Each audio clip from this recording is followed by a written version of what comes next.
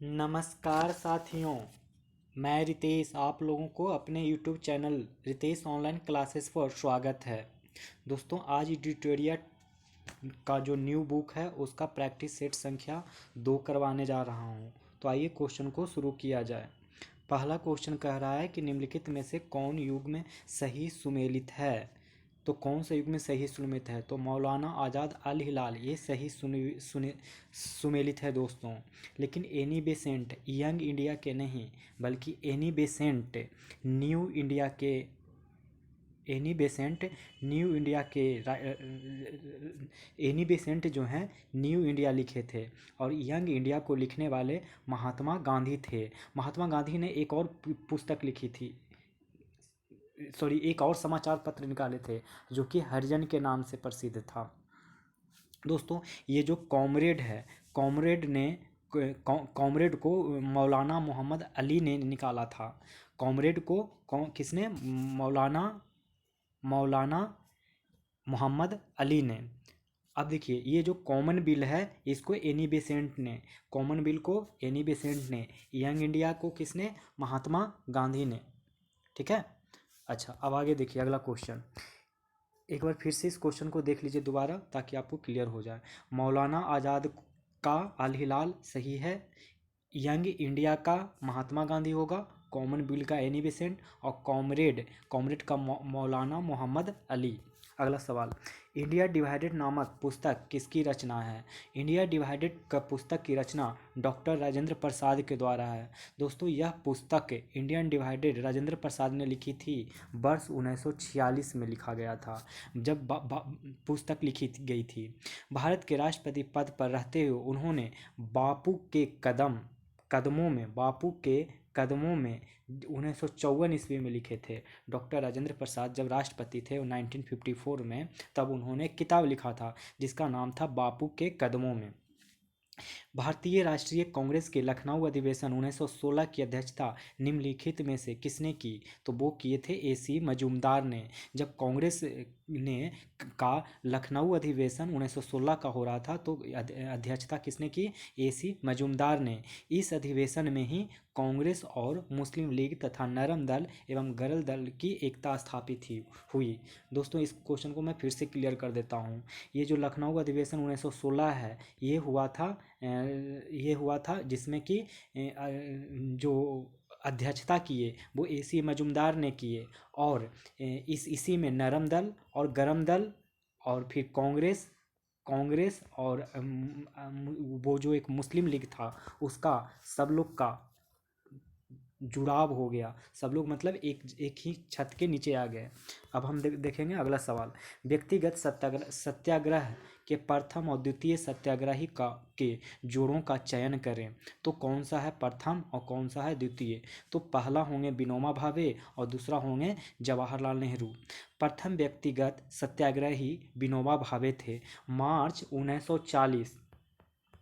1940 के कांग्रेस के रामगढ़ अधिवेशन 1940 में कहाँ अधिवेशन हुआ था कांग्रेस का? रामगढ़ में अधिवेशन में व्यक्तिगत सत्याग्रह के लिए दूसरे सत्याग्रही जवाहरलाल नेहरू को चुना गया। 1940 ईस्वी में ब्रिटिश सरकार की युद्ध नीति के खिलाफ महात्मा गांधी द्वारा व्यक्तिगत सत्याग्रह प्रारंभ किया गया। अब अगला सवाल, स्थापना के 50 वर्ष पूरे होने पर भारतीय राष्ट्रीय कांग्रेस का इतिहास लिखने वाला आधिकारिक इतिहासकार कौन था? तो वो थे पट्टाभी सीतारामैया। कांग्रेस के आधिकारिक इतिहास के रचयिता पट्टाभी सीतारामैया थे। कांग्रेस के स्वर्ण जयंती पर उन्होंने कांग्रेस का विस्तृत इतिहास लिखा। इसके अनुवाद विभिन्न भाषाओं में प्रकाशित हुए। कांग्रेस के आधिकारिक इतिहास के रचयिता पट्टाभी सीतारामैया थे। कांग्रेस के स्वर्ण जयंती पर उन्होंने कांग्रेस का विस्तृत इतिहास लिखा और इसका अनुवाद विभिन्न भाषाओं में प्रकाशित हुआ। अगला सवाल, निम्न में से कौन उग्र विचारधारा के समर्थक माने जाते हैं? तो बिपिन चंद्र पाल उग्र विचारधारा के समर्थक माने जाते हैं। दोस्तों, फिरोज शाह मेहता, गोपाल कृष्ण गोखले, दादा भाई नौरोजी ये नरम दल के नेता थे। अगला सवाल, किस मुगल शासक के काल में मनसब व्यवस्था का क्रमिक विकास हुआ? तो ये विकास अकबर के काल में हुआ था। किस मुगल शासक के काल में मनसब व्यवस्था का क्रमिक विकास हुआ? तो वो है अकबर। अकबर के काल में मनसब व्यवस्था का क्रमिक विकास हुआ। इस व्यवस्था में हर अधिकारी को एक मनसब दिया जाता था। मनसब का मतलब होता है श्रेणी। मनसब का क्या मतलब होगा? श्रेणी। और श्रेणी हर इस व्यवस्था में हर अधिकारी को एक मनसब दिया जाता था। सबसे कम मनसब 10 और सबसे अधिकतम मनसब 5,000 का था। सबसे कम मनसब कितना था? 10। सबसे अधिक मनसब कितना था? 5,000 का था। आरंभ में केवल एक सवार मनसब था। आरंभ में केवल एक सवार मनसब था। शासन के 40वें साल यानी कि 1594 मनसबों को दो भाग में बांट दिया गया था। अगला सवाल, 1946 के चुनाव के बाद मुस्लिम लीग ने किस प्रांत में सरकार बनाई? तो वो बनाई इनमें से कोई नहीं। क्यों? देखते हैं इसका जवाब। बंगाल में फजलुल हक की कृषक प्रजा पार्टी और मुस्लिम लीग के मंत्रिमंडल का गठन हुआ। सिंध में मुस्लिम लीग की सरकार बनी। बिहार, उड़ीसा, मध्य प्रदेश, संयुक्त प्रांत, मुंबई, मद्रास में कांग्रेस को पूर्ण बहुमत मिला। तो सिंध में किसका सरकार बना? तो सिंध में मुस्लिम लीग की सरकार बनी और बंगाल में भी मुस्लिम लीग की सरकार बनी। तो इस तरीके से हमारा ऑप्शन क्या हो जाएगा? ई। सिविल सेवकों के चयन के लिए खुली प्रतियोगिता परीक्षा का आरंभ किस चार्टर अधिनियम के तहत किया गया? तो वो किया गया 1853। कौन से चार्टर का? 1853। देखिए, ये जो इस समय भारत के गवर्नर जनरल लॉर्ड डलहौजी थे। 1853 के टाइम पे हमारे गवर्नर जनरल कौन थे? लॉर्ड डलहौजी थे। इसके काल में ही कोहिनूर हीरा महारानी विक्टोरिया को भेजा गया। इसी के काल में एक पॉइंट याद रखिएगा, जो ब्रिटिश के महारानी के मुकुट में जो कोहिनूर हीरा लगा हुआ रहता है, इन्हीं का कोहिनूर हीरा लगा हुआ है। माने इसी के टाइम पे भेजा गया था ब्रिटेन। 1857 का विद्रोह लखनऊ में किसके नेतृत्व में आगे बढ़ा? तो ये बेगम हजरत महल के नेतृत्व में बना था। अगला क्वेश्चन, 1857 का विद्रोह लखनऊ में किसके नेतृत्व में आगे बढ़ा? तो बेगम हजरत महल। निम्नलिखित यूरोपियन में से कौन सा स्वतंत्रता पूर्व भारत में व्यापारी के रूप में सबसे अंत में आया था? तो सबसे अंत में फ्रांसीसी आए थे। दोस्तों देखिए, आप इसको ऐसे याद रखेंगे, PDEF। PDEF पुर्तगाल, डच, अंग्रेज, ईस्ट इंडिया कंपनी और फ्रांसीसी। आप ऐसे याद रखेंगे, PDEF। PDEF आप याद रखेंगे, पुर्तगाली, डच, ईस्ट और फ्रांसीसी। पुर्तगाली दोस्तों 1498 में आए थे। डच लोग 1502 में आए थे और अंग्रेज लोग 1608 में आए थे और 1664 में फ्रांस। एक बार फिर से देखेंगे, PDEF यही सीक्वेंस है जो यूरोपीय कंपनी भारत में आए थे। पुर्तगाल कब आए थे? 1498 में। डच कब आए थे? 1602 में। ईस्ट इंडिया कंपनी कब आया था? 1608 में। और 1664 में कौन आया था? फ्रांस। तो आप क्वेश्चन क्या पूछ रहा है कि निम्नलिखित यूरोपियों में कौन सा एक स्वतंत्रता पूर्व भारत में व्यापारी के रूप में सबसे अंत में आया? तो सबसे अंत में कौन आया था? तो फ्रांसीसी लोग सबसे अंत में आए थे। अगला सवाल, आधुनिक भारत के निम्नलिखित संस्थाओं एवं संस्थापकों में कौन सही सुमेलित नहीं है? तो वो सही सुमेलित नहीं है कौन? सेवा सदन, MG रानाडे, ये सही सुमेलित नहीं है। देखिए, the servants of Indian society Gopal Krishna Gokhale, ये सही है। The servant of India society Gopal Krishna Gokhale सही है। The Indian women's association Annie Besant, ये भी सही है। ब्राह्मण समाज राजा राम मोहन, ये भी सही है। The Indian women's association Annie Besant सही है। समाज सुधारक बहरामजी एम मालाबारी ने 1885 में सेवा सदन कब स्थापना हुआ था? तो बताना है 1885 में। किसने किया? तो एम मालाबारी ने किया। बाल विवाह को विरोध, विधवा पुनर्विवाह की वकालत, सामाजिक रूप से शोषित महिलाओं का उत्थान करना इस संस्था का मुख्य उद्देश्य था। इस संस्था का कौन सा मुख्य उद्देश्य था? तो पहले बाल विवाह का विरोध करना, फिर विधवा पुनर्विवाह की वकालत, सामाजिक रूप से शोषित महिलाएं, मतलब कुल मिलाकर जो महिलाओं से हो रही कुरीतियां थी उसके विरोध में आवाज़ खड़ा किया सेवा सदन ने। सेवा सदन जिसकी स्थापना 1885 में की गई थी, ठीक उसी साल जिस साल कांग्रेस की स्थापना हुई थी। और इसके जो समाज सुधारक कौन थे? बहरामजी एम मालाबारी। बहरामजी एम मालाबारी याद रखिएगा। 13 नंबर क्वेश्चन, ब्रिटिश की सेना ने धार्मिक आधार पर सबसे पहले किस वर्ष सरकार के आदेश का विरोध किया था? तो वो किया था 1824। ब्रिटिश भारत की सेना ने धार्मिक आधार पर सबसे पहले किस वर्ष सरकार के आदेश का विरोध किया? तो 1824। देखिए क्या हुआ था 1824 में। 1824 में बैरकपुर का 47वीं रेजिमेंट का नाम सुने होंगे। जो 1824 में बैरकपुर की जो 47वीं रेजिमेंट में सर्वप्रथम धार्मिक आधार पर विरोध करते हुए बर्मा जाने से इनकार कर दिया था। कहाँ ले जा रहे थे ब्रिटिश वाले लोग? तो बर्मा ले जा रहे थे, जिसको इनकार कर दिया गया हिंदुओं के लिए। क्यों इनकार किया गया? क्योंकि बर्मा जाने के लिए समुद्र के रास्ते जाना था, और हिंदुओं के लिए समुद्र पार का मतलब था उनका धर्म नष्ट होना। आदेश का विरोध करने वाले सैनिकों को फांसी पर चढ़ा दिया गया और रेजिमेंट को भंग कर दिया गया। यानी 47वीं रेजिमेंट को भंग कर दिया गया, और जो विरोध किए थे उनको सीधा फांसी लगा दिया गया। और हिंदू लोग को समुद्र पार जाना अशुभ माना जाता था।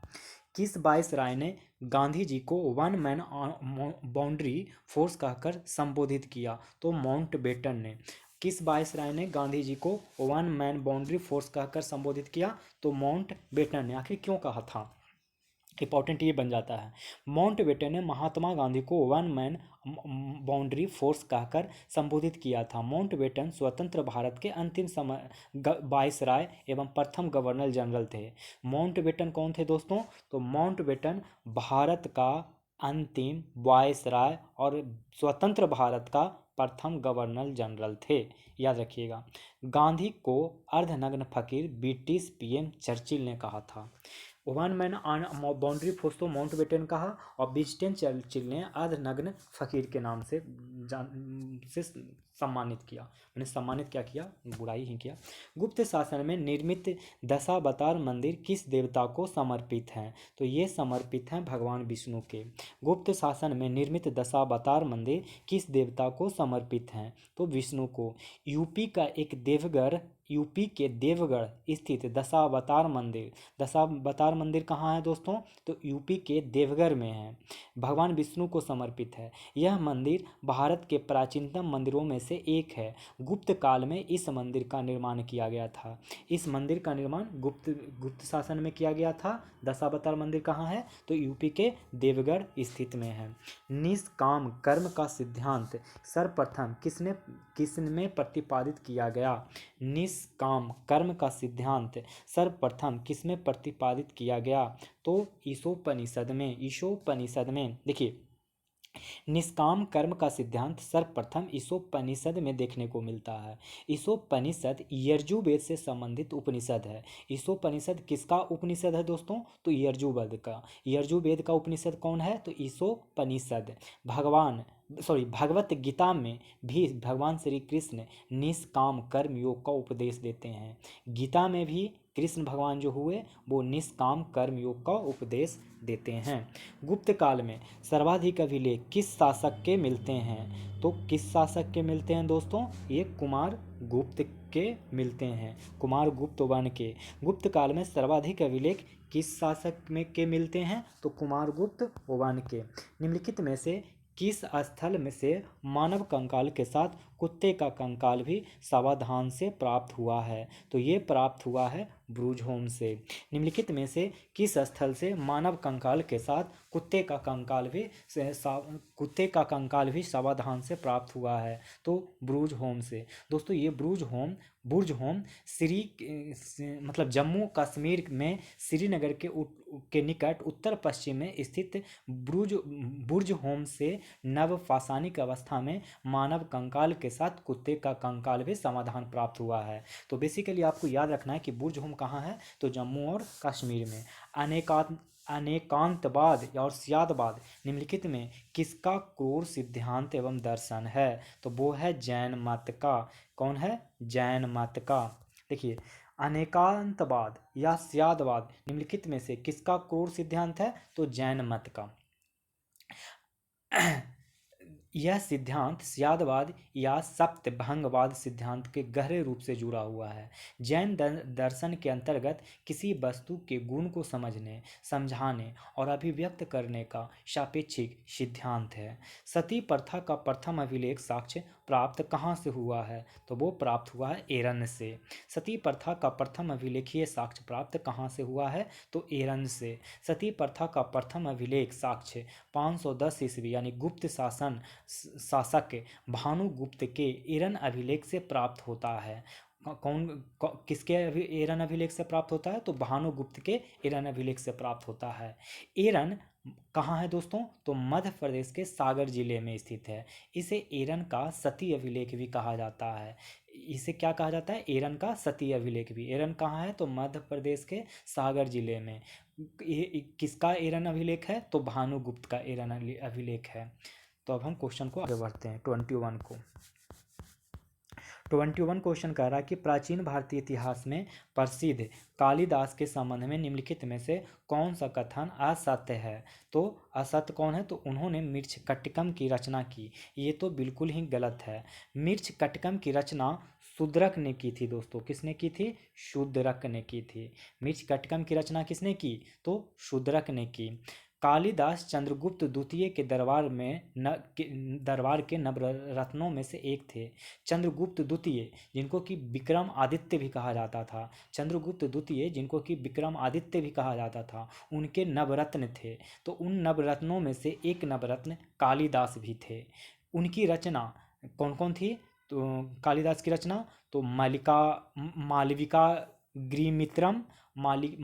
गृहमित्रम, अभिज्ञान शकुंतलम आदि थे। वे संस्कृत भाषा के महान कवि एवं नाटककार भी थे।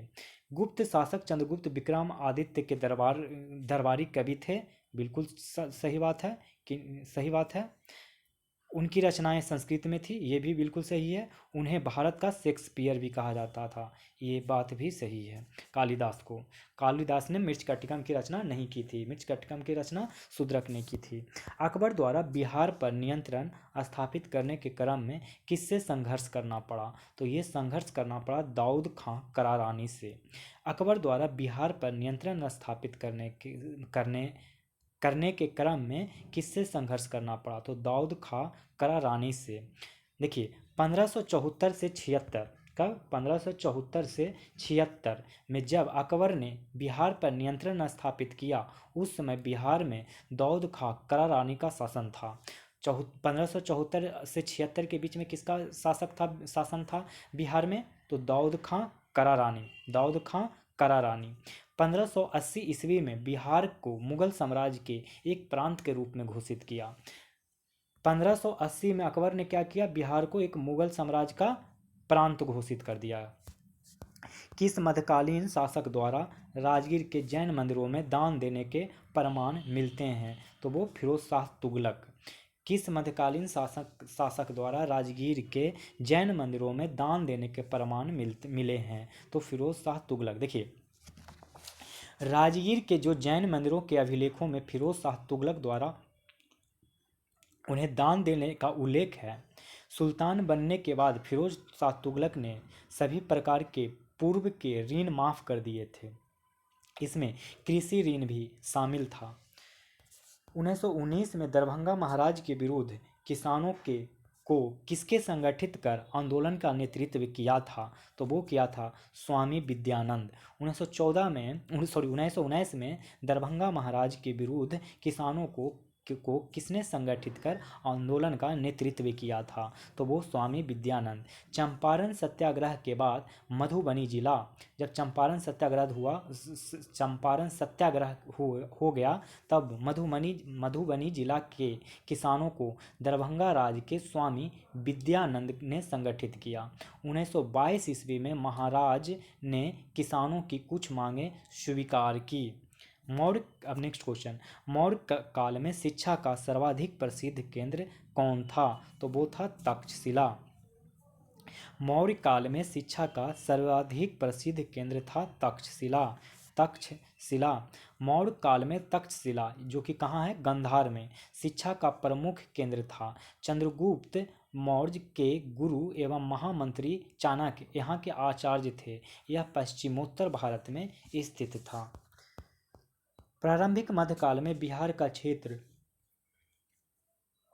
किसके बीच संघर्ष का अखाड़ा बना रहा? तो वो बना रहा बंगाल और दिल्ली के बीच का संघर्ष। प्रारंभिक मध्यकाल में बिहार का क्षेत्र किसके बीच संघर्ष का अखाड़ा बना रहा? तो बंगाल और दिल्ली। देखिए, प्रारंभिक काल में जब सल्तनत काल का पीरियड चल रहा था, तो उसमें बिहार का क्षेत्र दिल्ली और बंगाल के बीच संघर्ष का अखाड़ा बना रहा। मुस्लिम आक्रमण के पूर्व बिहार दो राजनीतिक क्षेत्र में विभाजित था, दक्षिण में मगध और उत्तर में मिथिला। दक्षिण में मगध, उत्तर में मिथिला राज प्रमुख थे। पाल वंशीय व्यवस्था कमजोर पड़ रही थी, और उस वक्त जो पाल शासक थे वो लोग कमज़ोर पड़ रहे थे। यूरोपीय कंपनियों द्वारा बिहार से प्राप्त किया जाता था। तो क्या प्राप्त करते थे? तो प्राप्त इनमें से कोई नहीं। क्यों मतलब ऑप्शन नंबर ई हो जाएगा। क्यों? देखिए, जितनी भी वस्तुएं देख रहे हैं, नील देख रहे हो, अनाज देख रहे हो, सोरा देख रहे हो, सूतीबत, सबका यहाँ से लेके जाते थे। मतलब इन वस्तुओं को उपलब्धता के कारण ही पटना उत्तर भारत का महत्वपूर्ण व्यापारिक केंद्र था। यहाँ सबसे पहले अंग्रेज पीटर मुंडी आया। उसने 1630 से, ध्यान दीजिएगा ये डेट, 1630 से 1632 के भीषण अकाल का विवरण दिया था। तो हमारे बिहार में सबसे भीषण अकाल कब आया था? तो 1630 से 1632 में। और इसी टाइम पे कौन आया था? पीटर मुंडी, जिसका मतलब कि विवरण पीटर मुंडी ने दिया था। 28 नंबर क्वेश्चन, बिहार में कैदियों द्वारा नंगी हड़ताल किस आंदोलन के दौरान किया गया? तो वो किया गया सविनय अवज्ञा आंदोलन के दौरान। सविनय अवज्ञा आंदोलन के दौरान बिहार में नंगी हड़ताल किया गया। देखिए, 1930 ईस्वी में छपरा जेल के कैदियों ने, सविनय अवज्ञा आंदोलन का टाइम पीरियड क्या है? 1930। तो 1930 के टाइम पे छपरा जेल के कैदियों ने स्वदेशी के प्रचार और विदेशी सामान का बहिष्कार के लिए नंगी हड़ताल की। सविनय अवज्ञा आंदोलन के दौरान ही मुंगेर के तारापुर थाना पर तिरंगा फहराने के प्रयास में 2 दर्जन से अधिक देशभक्त शहीद हो गए थे। इसकी चर्चा पीएम मोदी ने मन की बात में की थी। दोस्तों देखिए, मोदी जी ने मन की बात में कर दिए, तो ये करंट अफेयर का क्वेश्चन बन गया। और जब करंट अफेयर का क्वेश्चन बन गया, तो आप छपरा के जेल में जो कैदी लोग नंगा हड़ताल किए थे 1930 में, ये क्वेश्चन इंपॉर्टेंट हो जाता है। इसके बाद मुंगेर के तारापुर थाना पर तिरंगा फहराने के प्रयास में 2 दर्जन से अधिक देशभक्त शहीद हो गए थे, ये भी क्वेश्चन इंपॉर्टेंट हो जाता है। अगला सवाल 29 नंबर, निम्नलिखित में से किसके सुझाव पर बिहार में गोल घर का निर्माण हुआ? तो किसके सुझाव पे हुआ? तो जॉन सोर का। निम्नलिखित में से किसके सुझाव पर बिहार में गोल घर का निर्माण हुआ? तो जॉन सोर। देखिए, इसके बारे में कुछ जान लेते हैं। वर्ष याद रखिए 1783। कब? 1783 ईस्वी में अकाल आया था बिहार में, बहुत ही ज़बरदस्त अकाल। उसके बाद जॉन सोर के अनुसार के अन्नागार निर्माण सुझाव के बाद, तो जॉन सोर ने एक सुझाव दिया कि ऐसा कीजिए कि एक अन्नागार बना दीजिए। और 1783 में अकाल आया था और सुझाव दिया था जॉन सोर ने। और 1784 ईस्वी में पटना में गोल घर का निर्माण शुरू हो गया। 1786 में गोल घर का निर्माण पूरा हुआ। तो अगर कोई बोले कि गोल घर का निर्माण कब हो गया, तो 1786 ईस्वी में। बनना कब शुरू हुआ? तो 1784 ईस्वी में। आप याद रखेंगे। पटना में भवानी मंदिर क्रांतिकारी संस्था की स्थापना किसने की? तो ये की थी भूपेंद्र नाथ दत्त ने। पटना में भवानी मंदिर क्रांतिकारी संस्था की स्थापना किसने की? तो भूपेंद्र नाथ दत्त ने। देखिए, भूपेंद्र नाथ दत्त ने पटना में भवानी मंदिर क्रांतिकारी संस्था की स्थापना की। बरिंदर घोष एवं भूपेंद्र नाथ दत्त, कौन, दो नाम याद रखिएगा, भवानी मंदिर से जुड़ा हुआ दो नाम याद रखिएगा, एक भूपेंद्र नाथ दत्त, एक बरिंदर घोष। एक बरिंदर घोष, भूपेंद्र नाथ दत्त के सहयोग से कब हुआ था? तो 1907 ईस्वी। डेट ईस्वी कौन सा होगा? 1907 ईस्वी। 1907 में बरिंदर घोष भूपेंद्र नाथ दत्त के सहयोग से कलकत्ता में अनुसूलन समिति का गठन किया गया। सॉरी, मैं कुछ और बोल दिया था क्या? हाँ, बरिंदर घोष एवं भूपेंद्र नाथ दत्त के सहयोग से 1907 ईस्वी में कलकत्ता में अनुशीलन समिति का गठन किया गया था। तो हम लोग अब देखेंगे अगला सवाल। मध्यकालीन भारतीय इतिहास में तबला को प्रचलित करने का श्रेय किसे दिया जाता है? तो ये दिया जाता है अमीर खुसरो। मध्यकालीन भारतीय इतिहास में तबला का प्रचलित करने का श्रेय दिया जाता है अमीर खुसरो। संगीत यंत्र तबला का प्रचलन अमीर खुसरो ने 13वीं शताब्दी में किया। वे हिंदी भाषा के पहले कवि माने जाते हैं। अमीर खुसरो को भारत का तोता या तूती हिंद भी कहा जाता है। उन्हें कव्वाली एवं उर्दू साहित्य का पिता कहा जाता है। उन्होंने भारत में गीत की गजल शैली की शुरुआत की। तो भारत का तोता किसे कहा जाता है या तूती है हिंद? तो अमीर खुसरो को। अगला सवाल, वर्नाकुलर प्रेस एक्ट के संबंध में कौन सा कथन सही नहीं है? तो वो जो सही नहीं है देखते हैं। यह एक्ट 1878 में लॉर्ड लिटन के समय आया था, बिल्कुल सही है। रिपन ने इस एक्ट को ख़त्म कर दिया था। इस अधिनियम को मुंह बंद करने वाला अधिनियम कहा जाता है, ये भी बात सही है। अमृत बाजार पत्रिका रातों रात बांग्ला से हिंदी में परिवर्तित हो गई, ये वाला बिल्कुल गलत है। ये परिवर्तित तो हो गई लेकिन हिंदी में नहीं, अंग्रेजी में परिवर्तित हो गई थी अमृत बाजार पत्रिका। तो यही क्वेश्चन गलत है, जो कि हमारा ऑप्शन है सही हो जाएगा। लॉर्ड रिपन ने 1882 में इस अधिनियम को रद्द कर दिया, ये बात सही है। तो देखिए, इसमें ये वाला सही है, ये वाला सही है और ये वाला सही है, ये वाला गलत है। ये हिंदी नहीं, यहाँ इंग्लिश हो जाएगा। तो अब एक बार वर्नाकुलर प्रेस एक्ट के बारे में 4 पॉइंट ध्यान रख लीजिए जो मैं बता रहा हूँ। देखिए, ये प्रेस एक्ट जो है 1878 में लॉर्ड लिटन के समय में आया, ये बात याद रखिए। ख़त्म कब हुआ? तो देखिए, ख़त्म हुआ लॉर्ड रिपन के टाइम पे 1882 में। 1882 में रिपन ने इसको ख़त्म कर दिया। 1878 में लॉर्ड लिटन ने लाया था। अमृत बाजार पत्रिका इसके वजह से रातों रात बंगला से इंग्लिश में ट्रांसलेट मतलब कन्वर्ट हो गया। इस अधिनियम को मुंह बंद करने वाला अधिनियम कहा जाता है। अगला क्वेश्चन, चित्तौड़गढ़ का कृति स्तंभ किस शासक के शासनकाल में निर्मित हुआ था? तो ये निर्मित हुआ था राणा कुंभा। चित्तौड़गढ़ का कृति स्तंभ किस शासक के शासनकाल में निर्मित हुआ था? तो ये निर्मित कब हुआ था? तो ये निर्मित हुआ था किसके शासनकाल में? तो राणा कुंभा के शासनकाल में। देखिए, राजस्थान के चित्तौड़गढ़ का कृति स्तंभ राणा कुंभा के शासनकाल में मालवा विजय के उपलक्ष्य में निर्मित हुआ था। राणा कुंभा 1433 से 1468 मेवाड़ के राजा थे। राणा कुंभा जो थे, जो 1433 से 1468 तक मेवाड़ के राजा थे। और ये जो चित्तौड़गढ़ का कृति स्तंभ है, जो राणा कुंभा के शासनकाल में मालवा विजय के उपलक्ष्य में निर्मित हुआ था। प्रतीक मुद्रा का चलन किस मध्यकालीन शासक ने आरंभ किया था? तो मुहम्मद बिन तुगलक। प्रतीक मुद्रा का चलन किस मध्यकालीन शासक ने आरंभ किया? तो मुहम्मद बिन तुगलक। बारहमासा की रचना किसने की थी? तो ये की थी मलिक मोहम्मद जायसी। बारहमासा की रचना मलिक मोहम्मद जायसी ने की थी। जायसी की प्रसिद्ध रचना पद्य भावत का बारहमासा हिस्सा है। अगला क्वेश्चन, निम्नलिखित में से किसका विरोध समाज सुधारक राजा राम मोहन राय ने नहीं किया था? तो पाश्चात्य शिक्षा। निम्नलिखित में से किसका विरोध समाज सुधारक राजा राम मोहन राय ने नहीं किया था? तो पाश्चात्य शिक्षा। देखिए, राजा राम मोहन राय ने बाल विवाह, मूर्ति पूजा और सती प्रथा का तो विरोध किया, परंतु शिक्षा के क्षेत्र में पाश्चात्य शिक्षा का विरोध नहीं किया था। उन्हें भारतीय पुनर्जागरण का अग्रदूत कहा जाता है। किनको? राजा राम मोहन राय को। देखेंगे 37 नंबर क्वेश्चन कि निम्नलिखित में से किस आंदोलन के दौरान किसानों ने प्रभु एवं खुदा के नाम से शपथ ली कि वे लगान नहीं देंगे। तो बारदोली सत्याग्रह। निम्नलिखित में से किस आंदोलन के दौरान किसानों ने प्रभु एवं खुदा के नाम पर शपथ ली कि वे लगान नहीं देंगे। तो देखिए, बारदोली सत्याग्रह के दौरान किसानों की एक बैठक के दौरान प्रस्ताव पास करके कहा गया कि जब तक सरकार किसी निष्पक्ष ट्रिब्यूनल का गठन नहीं करती है तब तक लगान की अदायगी नहीं की जाएगी। किसानों ने प्रभु एवं खुदा के नाम पर लगान नहीं देने की शपथ ली। इसके बाद गीता कुरान का पाठ भी शुरू हुआ। वल्लभ भाई पटेल इस आंदोलन के दौरान सरदार की उपाधि दी गई थी।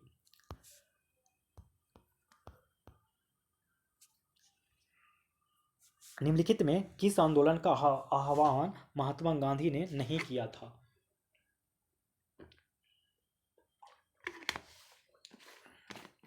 सॉरी दोस्तों, थोड़ा पानी पी रहा था। निम्नलिखित में से किस आंदोलन का आह्वान महात्मा गांधी ने नहीं किया था। तो किसका नहीं किया था, देखते हैं। अहमदाबाद मिल मजदूर का किया था क्या, रॉलेट सत्याग्रह का किया था क्या, असहयोग आंदोलन का किया था, कि सविनय अवज्ञा आंदोलन का किया था। देखते हैं। जितने भी देख रहे हैं 1 2 3 4 सारे आंदोलन का आह्वान महात्मा गांधी ने ही किया था। मतलब अहमदाबाद मिल मजदूर का आंदोलन का भी आह्वान किए थे, रॉलेट सत्याग्रह का भी किए थे, असहयोग का भी किए थे, सविनय अवज्ञा आंदोलन का भी किए थे। अब देखते हैं इसमें कि जो वर्ष 1918 है वो अहमदाबाद से मिल मालिकों एवं मजदूरों के मध्य प्लेग बोनस को लेकर विवाद था। ये कब हुआ, 1918 में। फिर देखिए, मालिक के व्यवहार से क्षुब्ध गांधी जी ने मजदूरों से हड़ताल पर जाने को आह्वान किया। रॉलेट एक्ट के खिलाफ 1919, इसके खिलाफ कब, 1919 को। अब देखिए, आंदोलन 1920 ईस्वी में असहयोग आंदोलन, असहयोग कब, 1920 में। और सविनय अवज्ञा का आंदोलन कब, 1930 में। 1918 में अहमदाबाद मिल मजदूर, 1919 में रॉलेट सत्याग्रह, 1920 में असहयोग आंदोलन, 1930 में सविनय अवज्ञा आंदोलन। एक बार फिर से देखेंगे, अगर इसको कभी क्रम के अनुसार सजाने का है तो सबसे पहले पहला हुआ था, फिर दूसरा, फिर तीसरा, चौथा। चूंकि इसमें पूछ रहा है कि कौन सा इसमें जो आंदोलन है महात्मा गांधी ने नहीं किया था आह्वान, तो सभी तो किया था, इसलिए ऑप्शन क्या हो जाएगा, ई। तो अहमदाबाद मिल मजदूर आंदोलन कब हुआ, 1918 में। रॉलेट सत्याग्रह कब हुआ, तो 1919 में। असहयोग आंदोलन कब हुआ, तो 1920 में। सविनय अवज्ञा आंदोलन कब हुआ, तो 1930 में। नवयुवकों के द्वारा 18 वर्ष की आयु पर मताधिकार का पहली बार प्रयोग किस आम चुनाव में किया गया था, तो ये किया गया था 1989 में। नवयुवकों द्वारा 18 वर्ष की आयु पर मताधिकार का पहली बार प्रयोग किस आम चुनाव में किया गया, तो 1989 में। देखिए, 1989 में 61वां संविधान संशोधन हुआ था। 61वां संविधान संशोधन 1989 में हुआ था, जिसमें ये कहा गया कि जो इसके पहले क्या हो रहा था कि 21 वर्ष के आयु वाले ही लोग वोट दे सकते थे, लेकिन 61वां संशोधन 1989 के तहत बोला गया कि आम चुनाव में 18 वर्ष ही जब 18 वर्ष का इंसान हो जाए तब वो वोट कर सकता है। अब हम लोग देखेंगे नेक्स्ट सवाल। भारतीय संविधान के अनुच्छेद 1 की असत्य व्याख्या को चुनिए। कौन व्याख्या असत्य है, तो देखिए, इसमें राज और संघ दोनों की संप्रभुता बनी रहेगी, यह असत्य कथन है।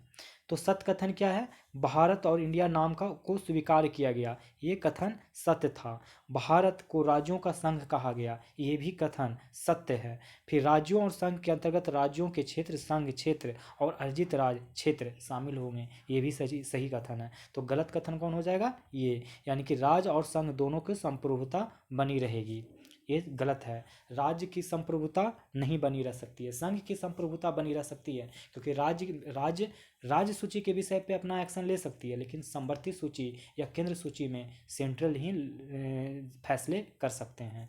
डॉक्टर अंबेडकर ने संविधान सभा की बैठक में कहा है कि राज्यों का संघ उक्ति को संघीय राज के स्थान पर महत्व देने के दो कारण हैं। प्रथम, भारतीय संघ राज्यों के बीच में किसी समझौते का परिणाम नहीं है। पहला क्या था दोस्तों?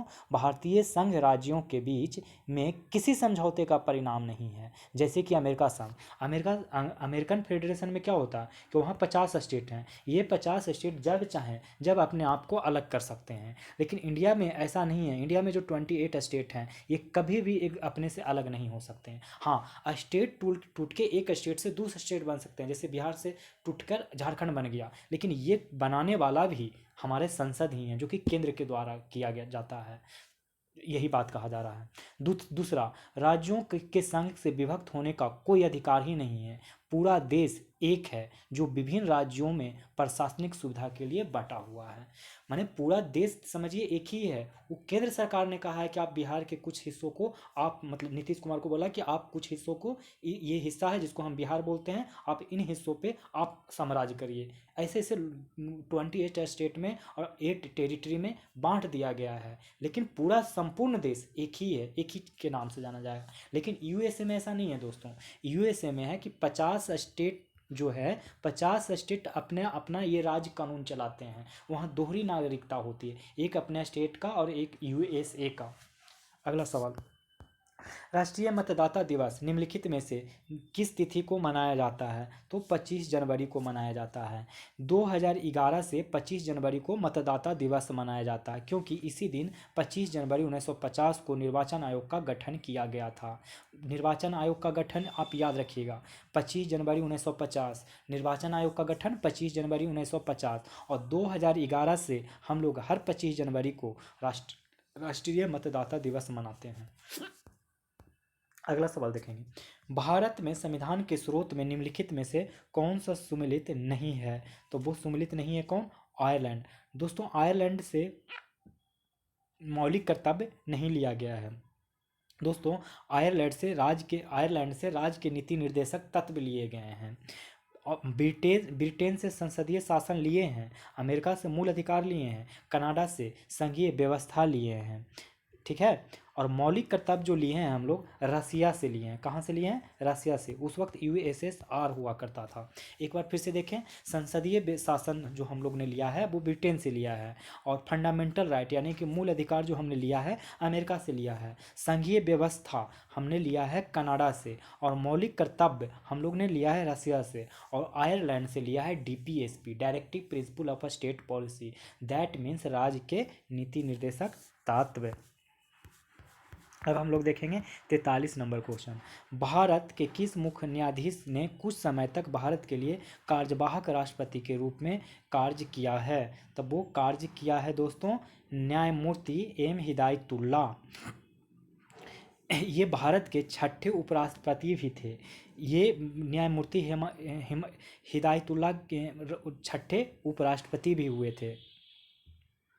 देखिए, न्यायमूर्ति एम हिदायतुल्ला ने कार्यवाहक राष्ट्रपति के रूप में 2 बार पदभार संभाला था। भारत के किस मुख्य न्यायाधीश ने कुछ समय तक भारत के कार्यवाहक राष्ट्रपति के रूप में कार्य किया? न्यायमूर्ति एम हिदायतुल्ला ने। इन्होंने 2 बार राष्ट्रपति का पद का कार्यभार संभाला और छठा उपराष्ट्रपति यही थे। भारत के राष्ट्रपति ने एकमात्र मामले में अपने पॉकेट वीटो का शक्ति का प्रयोग किया। वह था भारत डाक संशोधन विधेयक। भारत डाकघर संशोधन विधेयक। इसमें राष्ट्रपति ने पॉकेट वीटो शक्ति का प्रयोग किया था मात्र एक ही बार। और ये कब किया था? 1986 में। और कौन थे उस वक्त के तत्कालीन राष्ट्रपति? तो वो थे ज्ञानी जैल सिंह ने जेबी या पॉकेट वीटो का प्रयोग किया। जेबी वीटो या पॉकेट वीटो दोनों एक ही है। पॉकेट वीटो का प्रयोग 1986 में कौन किया था? ज्ञानी जैल सिंह ने। किस बात के लिए? तो भारत डाकघर संशोधन विधेयक के लिए। भारत के राष्ट्रपति वित्त आयोग का गठन किया जाता है तो वो किया जाता है 5वें वर्ष में। भारत के राष्ट्रपति द्वारा वित्त आयोग का गठन किया जाता है 5वें वर्ष। तो जो अनुच्छेद 280 के अनुसार राष्ट्रपति प्रत्येक 5वें वर्ष भारत के वित्त आयोग का गठन करेगा। वर्तमान में 15वां वित्त आयोग के रिपोर्ट को संसद ने स्वीकार कर लिया है। संसद ने स्वीकार कर लिया है। अनुच्छेद 280 के बारे में याद रखिएगा। इसके तहत राष्ट्रपति प्रत्येक 5वें वर्ष भारत के वित्त आयोग का गठन करेगा। ठीक है। अब देखिए, राष्ट्रीय विकास परिषद का गठन निम्नलिखित में से कब किया गया? तो वो किया गया 6 अगस्त 1952 को। 6 अगस्त 1952 को राष्ट्रीय विकास परिषद का गठन किया गया। इसके अध्यक्ष कौन होते हैं? राष्ट्रीय विकास परिषद के अध्यक्ष प्राइम मिनिस्टर होते हैं। यह नियोजन को स्वीकृति प्रदान करने की सिफारिश करता है। अगला सवाल, राष्ट्रीय मानवाधिकार आयोग का अध्यक्ष किसे बनाया जाता है? तो ये बनाया जाता है सुप्रीम कोर्ट के किसी सेवानिवृत्त मुख्य न्यायाधीश या न्यायाधीश को। देखिए, 2019 में NHRC एक्ट आया। NHRC में संशोधन के बाद वर्तमान में सुप्रीम कोर्ट का कोई भी सेवानिवृत्त मुख्य न्यायाधीश को राष्ट्रीय मानवाधिकार आयोग का अध्यक्ष बनाया जा सकता है। ये कब से बनाया जाने लगा? तो 2019 में NHRC का एक एक्ट में संशोधन होने के बाद। तो एक बार क्वेश्चन को फिर से सुन लीजिए। इसका आंसर, राष्ट्रीय मानवाधिकार आयोग का अध्यक्ष किसे बनाया जाता है? तो सुप्रीम कोर्ट के किसी भी सेवानिवृत्त जो रिटायर्ड जज हो गए हैं उनको। प्रस्तावना में उल्लेखित शब्द न्याय में निम्नलिखित में से किस न्याय की बात नहीं की गई है? तो जो बात नहीं की गई है, तो धार्मिक न्याय की बात नहीं की गई है। प्रस्तावना में न्याय के 3 रूप के बारे में बात किया गया है। देखिए, प्रस्तावना में टोटल 3 न्याय के बारे में बात किया गया है। एक सामाजिक, दूसरा आर्थिक और तीसरा राजनीतिक न्याय का वर्णन। सामाजिक, आर्थिक और राजनीतिक, सामाजिक, आर्थिक, राजनीतिक न्याय के बारे में ही वर्णन किया गया है प्रस्तावना में, और उसके अलावा कोई भी न्याय की बात नहीं किया जा रहा है। देखिए, सामाजिक न्याय का अर्थ क्या होता है? तो सामाजिक न्याय का अर्थ होता है हर व्यक्ति के साथ जाति, धर्म, लिंग, रंग के आधार पर बिना भेदभाव के समान व्यवहार। आर्थिक न्याय से क्या तात्पर्य है? कि आर्थिक न्याय का तात्पर्य है कि आर्थिक कारणों से किसी से भी भेदभाव नहीं किया जाएगा। राजनीतिक न्याय से क्या तात्पर्य है? तो राजनीतिक न्याय से तात्पर्य है कि अंतर्गत सभी व्यक्ति के समान राजनीतिक अधिकार दिए जाने के संदर्भ में। संविधान की प्रस्तावना में न्याय को रूस की क्रांति 1917 से लिया गया है। अच्छा, संविधान की प्रस्तावना में जो न्याय को रूस की क्रांति से लिया गया है। रूस की क्रांति कब हुआ था? 1917 में। तो इसमें एक न्याय की बात किया गया है। 3 न्याय, अब जो भी है न्याय हम लोग ने 3 वो अपनाए हैं, एक सामाजिक, एक राजनीतिक और एक आर्थिक। ये 3 हम लोग ने न्याय इस्तेमाल किया है। और न्याय का कंसेप्ट हम लोग रसिया के क्रांति से लिए हैं, जो कि 1917 में हुआ था। केंद्र एवं राज्य के बीच वित्तीय विवादों को निपटारे हेतु मुख्य एजेंसी है। कौन सा मुख्य एजेंसी है? तो सर्वोच्च न्यायालय।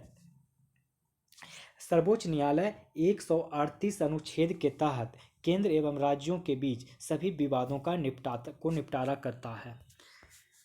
50 नंबर क्वेश्चन देखेंगे हम लोग। 50 नंबर क्वेश्चन कर रहा है कि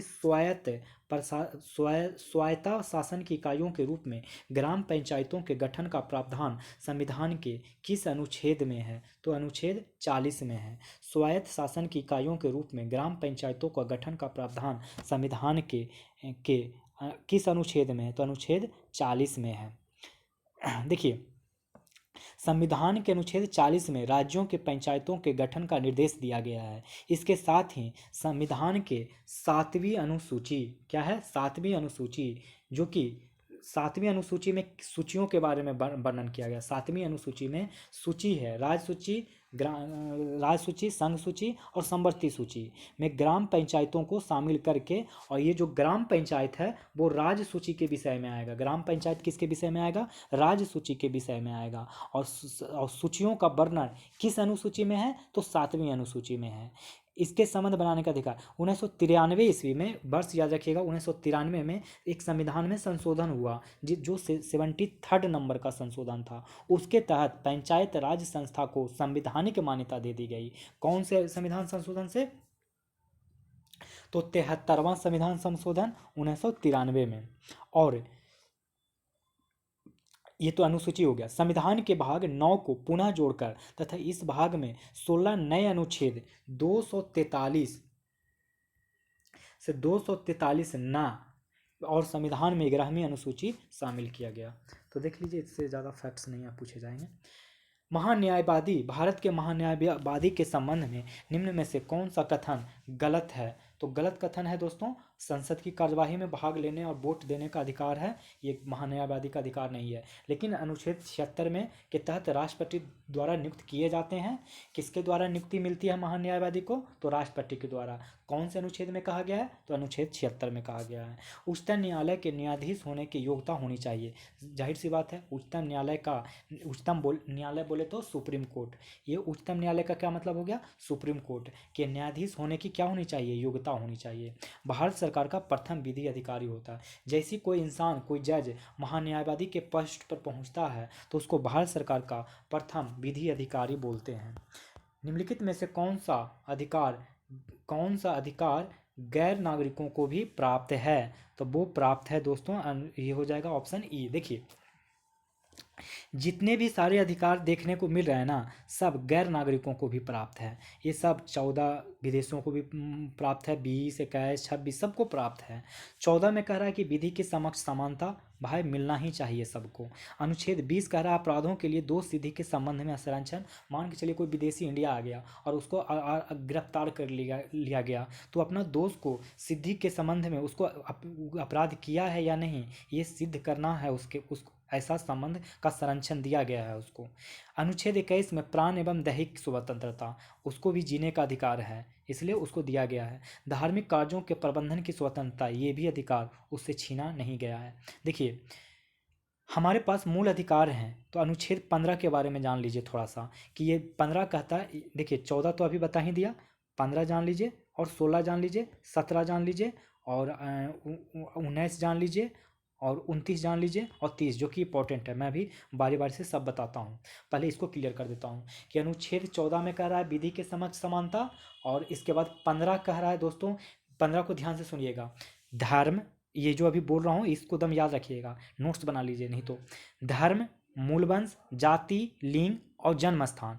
धर्म, मूलवंश, जाति, लिंग, जन्म स्थान, ये 5 के आधार पर विभेद का प्रतिषेध है। आप ऐसा नहीं कि कोई मुस्लिम धर्म से है तो उसके साथ आप विभेद करने लगें, माने कोई भी धर्म से नहीं। मूल वंश मतलब कोई भी उसका जो मूल वंश है उसके खिलाफ आप नहीं जा सकते हैं, माने उससे विभेद नहीं कर सकते हैं। जाति, लिंग या जन्म स्थान, देखिए, और ये तो हो गया 15। अब 16 में देखिए क्या कह रहा है, लोक नियोजन में अवसर की समता। भाई सबको, मतलब रोजगार में अवसर की समानता होना चाहिए। अगर ग्रेजुएशन पे कोई फॉर्म फिलअप निकला है तो उसमें सारे ग्रेजुएशन के लोग फॉर्म भरेंगे।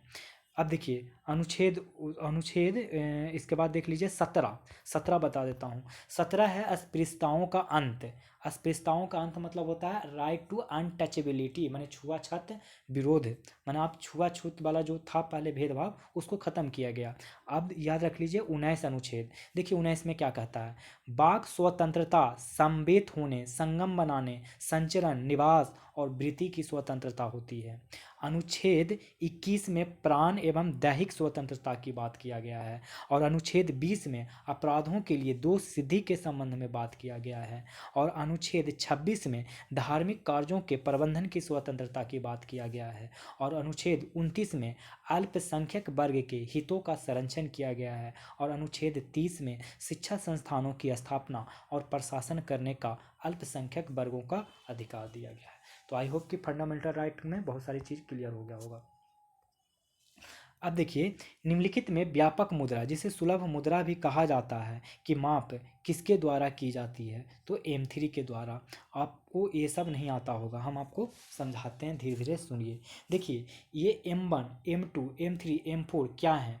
तो M1 वो पैसा है जो जनता के पास मुद्रा हो, चाहे वो नोट के फॉर्म में हो चाहे कॉइन के फॉर्म हो।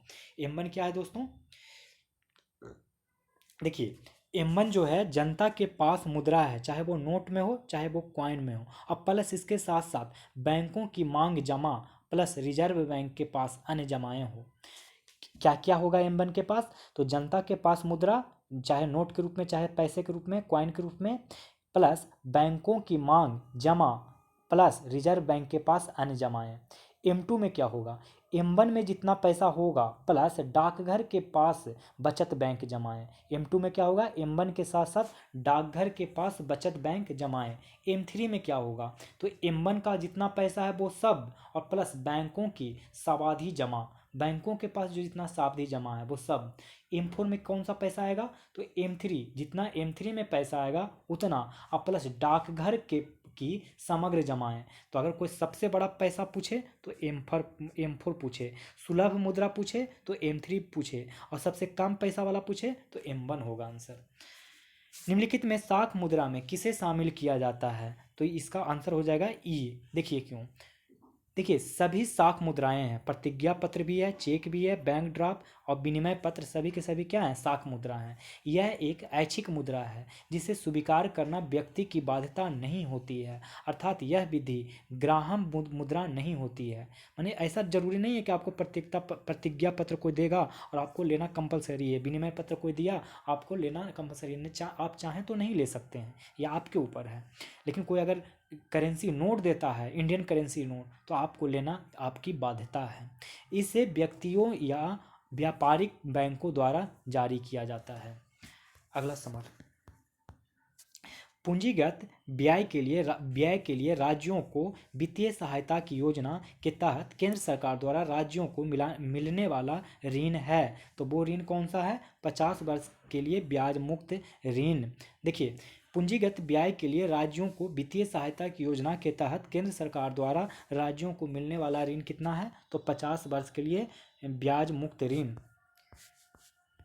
56 नंबर, भारतीय रिजर्व बैंक RBI निम्न में से कौन सा कथन सत्य है, तो देखिए सत्य कथन कौन सा है, क्या RBI का गठन 1934 के तहत किया गया है, नहीं दोस्तों 1934 के तहत नहीं किया गया है। देखिए RBI की स्थापना 1935 में, कब, 1935 में कलकत्ता में हुआ था। 1957 में इसका प्रधान कार्यालय मुंबई में स्थापित हुआ, कब, 1957 में। 1957 में कहाँ इसका कार्यालय स्थापित हुआ, मुंबई में। वर्तमान में इसका गवर्नर कौन है, शक्तिकांत दास। तो इसका जो सही ऑप्शन हो जाएगा वो होगा RBI की स्थापना मुंबई में हुई थी।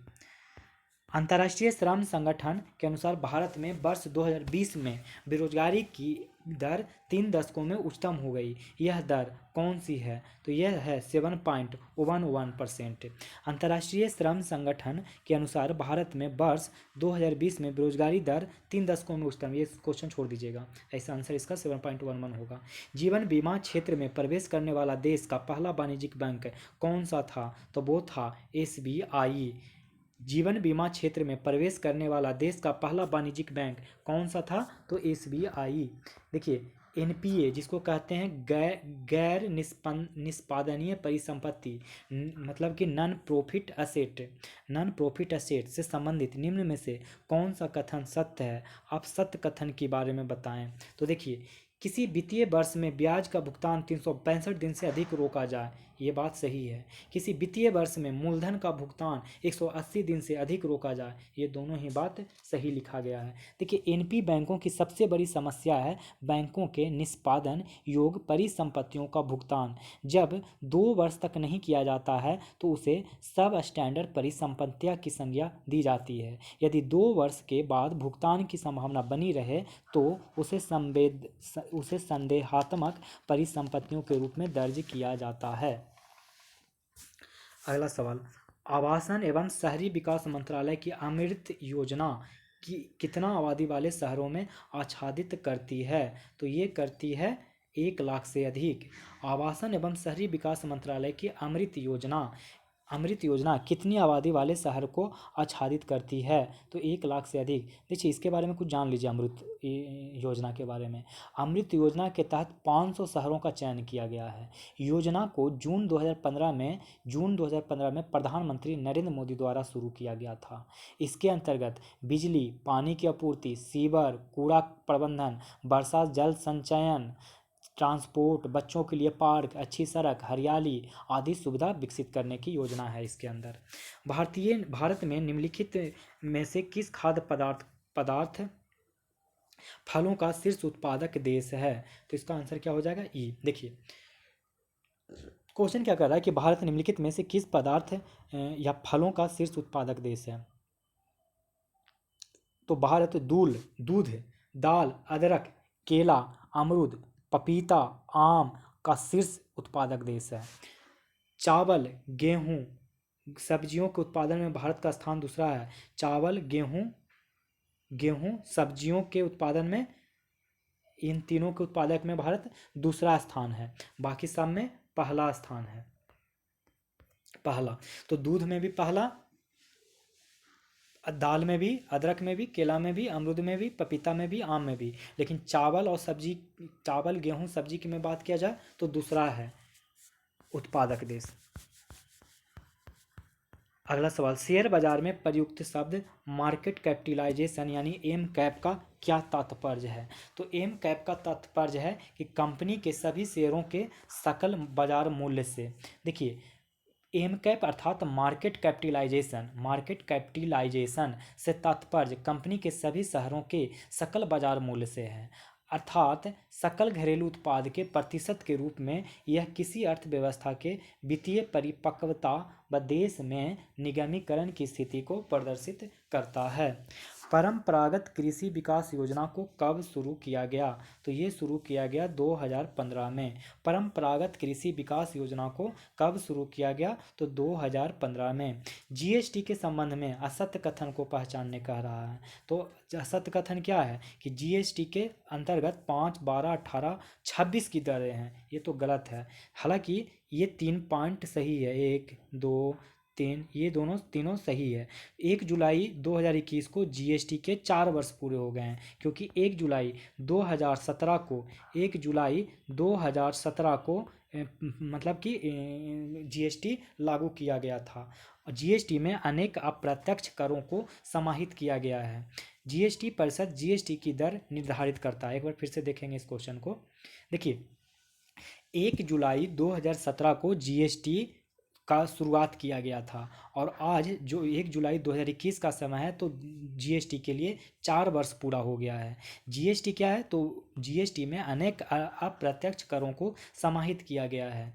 और नंबर डी ऑप्शन देख लीजिए, जीएसटी परिषद जीएसटी की दरें निर्धारित करता है, ये बात भी सही है। लेकिन कौन सा परसेंटेज है जो देख लीजिए, 5, 12, 18, 26 नहीं बल्कि 28% है। कितना? 5, 12, 18, 28% की दरें हैं। ठीक है, चलिए देखिए, कुछ चीज़ों को जीएसटी के दायरे से में नहीं आता, उसको बाहर रखा गया है। वो सब क्या है तो याद रखिएगा, संपत्ति कर, स्टाम्प शुल्क, विद्युत शुल्क, अल्कोहल पर आवाकारी कर। आवाकारी का मतलब होता है दारू, लोग माने वाइन, शराब पर जो कर लगता है उसको आबकारी कर कहते हैं। मूलभूत सीमा शुल्क, अपरिष्कृत पेट्रोलियम, डीजल, पेट्रोल, प्राकृतिक गैस पे जीएसटी से बाहर रखा गया है। 65 नंबर क्वेश्चन, वर्ष 2020 से 2021 में भारत का कृषि निर्यात 41.8 अरब डॉलर हो गया। इसमें 2019-20 की, इसको छोड़ दीजिए। मानक मध्याह्न रेखा 82.5 डिग्री एवं कर्क रेखा 83.5 डिग्री आपस में कहाँ प्रतिच्छेदित करता है। तो ये छत्तीसगढ़ में करता है। कहाँ करता है? छत्तीसगढ़ में करता है। देखिए, मानक जो मध्याह्न रेखा है जो 82.5 डिग्री है, ये किन किन राज्यों से जाता है एक बार याद रखेंगे। ये जाता है यूपी, फिर जाता है एमपी, छत्तीसगढ़, इसको 36 में लिखा हूँ, मैंने छत्तीसगढ़ हो गया, छत्तीसगढ़, उड़ीसा और आंध्र प्रदेश। कहाँ कहाँ? उड़ीसा और आंध्र प्रदेश। इसके बाद फिर से देखेंगे, जो मानक मध्याह्न रेखा है जो कि 82.5 डिग्री देशांतर में है, वो किस किस राज्य से जाता है तो यूपी, एमपी, छत्तीसगढ़, उड़ीसा और आंध्र प्रदेश, टोटल 5 राज्यों से जाता है। अच्छा, अब जो कर्क रेखा है, ये कर्क रेखा ये भारत के किन किन राज्यों से जाता है इसको भी आप देखेंगे। ये जाएगा, ये तो देशांतर में गया, ये मानक मध्याह्न रेखा इस टाइम में जाएगा कौन तो कर्क रेखा। देखिए कौन कौन है, शुरू से शुरू करते हैं। गुजरात, राजस्थान, मध्य प्रदेश, छत्तीसगढ़, झारखंड, पश्चिमी बंगाल, त्रिपुरा और मिजोरम। तो देखिए ये दोनों कहाँ कट करता है तो ये करता है, इधर से भी ये गया 36 माने छत्तीसगढ़ में, और 82 डिग्री भी आता है छत्तीसगढ़ में। तो इसका आंसर क्या हो जाएगा? छत्तीसगढ़। यहाँ से यूपी, एमपी, फिर छत्तीसगढ़, और छत्तीसगढ़ के बाद कौन आता है? तो छत्तीसगढ़ के बाद आता है झारखंड, सॉरी झारखंड ऊपर ही आ जाता है इसके ऊपर, और छत्तीसगढ़ में मतलब आता है। तो इसका आंसर क्या हो जाएगा आपको? छत्तीसगढ़। माने 82.5 डिग्री देशांतर और 23.5 डिग्री अक्षांश माने कर्क रेखा किस जहाँ पे कटता है वो छत्तीसगढ़ राज्य है। 67 नंबर, इनमें से नवीनतम रॉक सिस्टम कौन है? तो ये कौन है दोस्तों? तो गोंडवाना रॉक सिस्टम सबसे नवीनतम है। यह कार्बन फेरस कोयला के उपरांत निर्मित हुआ है। भारत का लगभग 98% कोयला क्षेत्र गोंडवाना क्षेत्र में ही पाया जाता है। भारत का जितना भी कोयला है उसका 98% भाग इसी में पाया जाता है। भारत की उभयसी नदियाँ जो हिमालय के सभी श्रृंखलाओं को काटती है वो कौन कौन है? तो वो दोस्तों सतलज है, याद रखिएगा।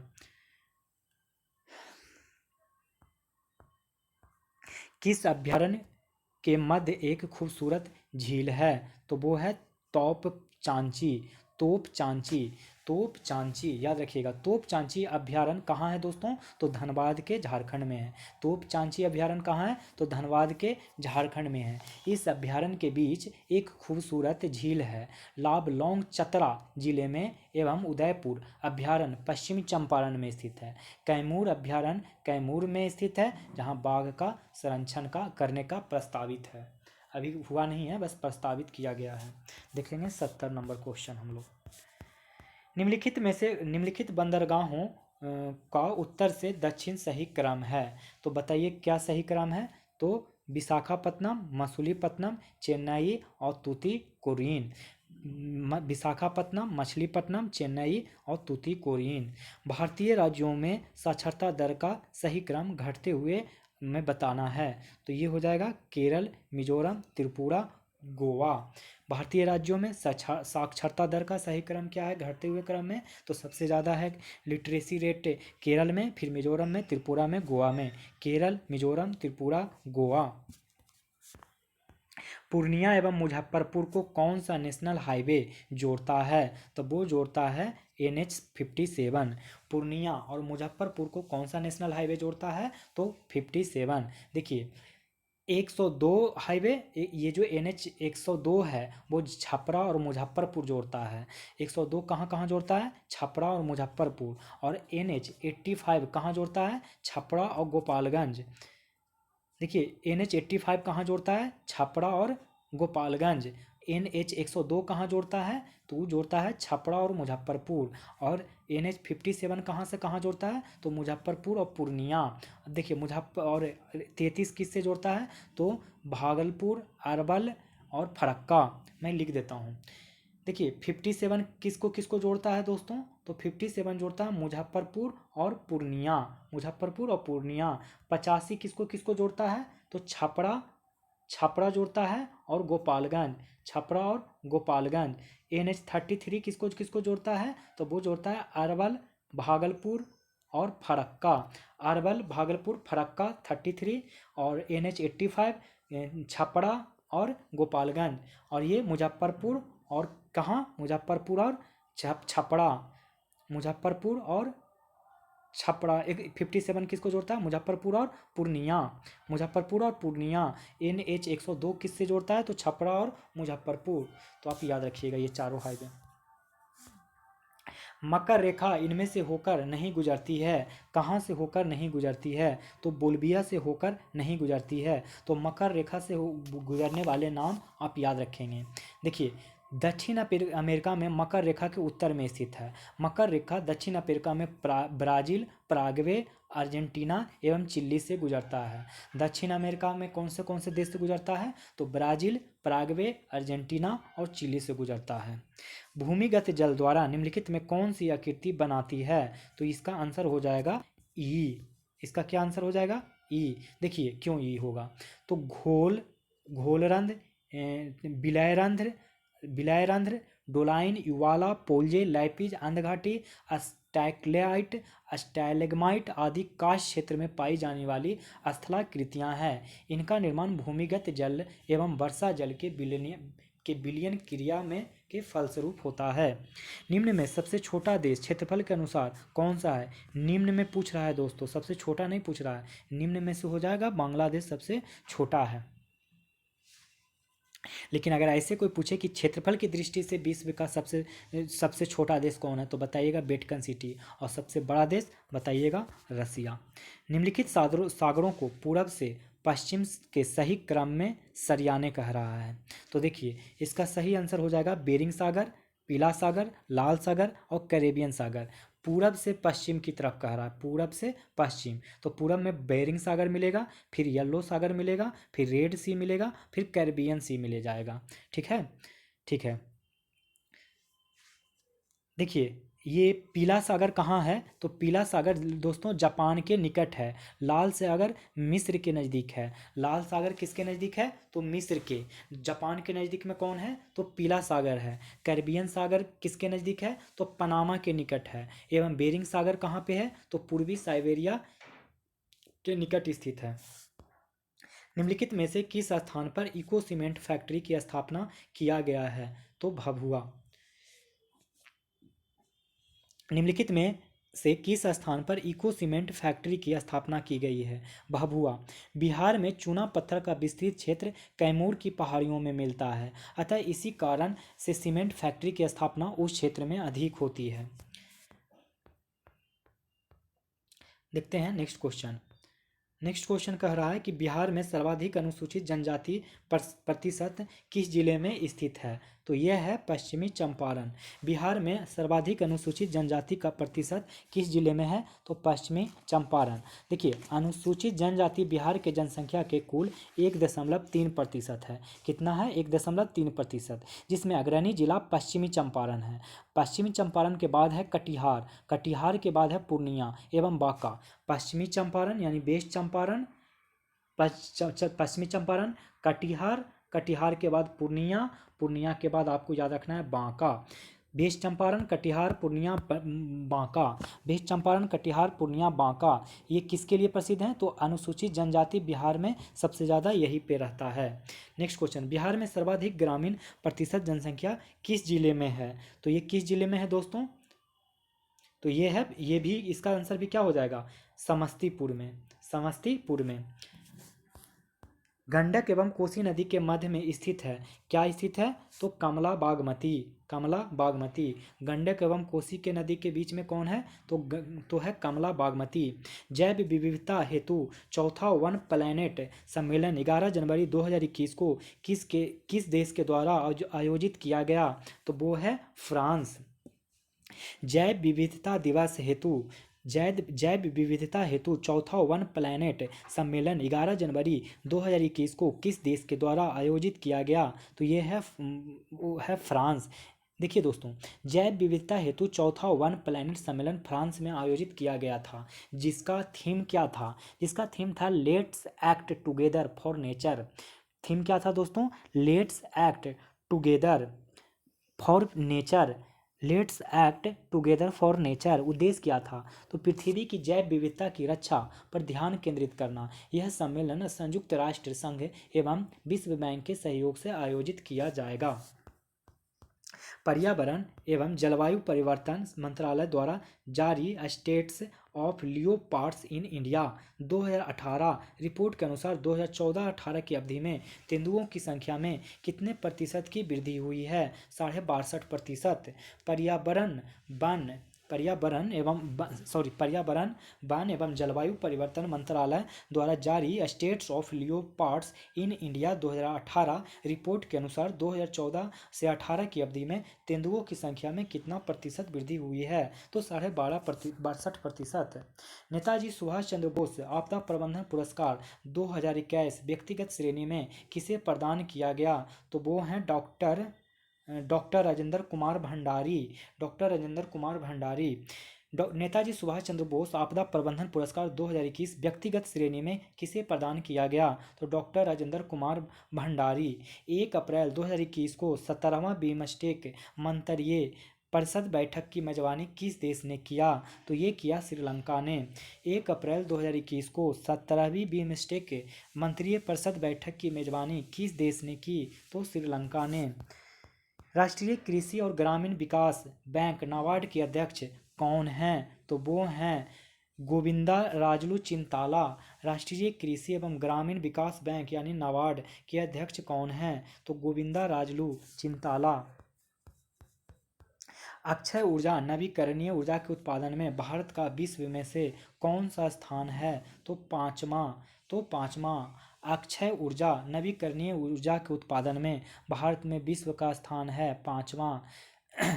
भारत में संपूर्ण ऊर्जा उत्पादन क्षमता 37,726 मेगावाट है।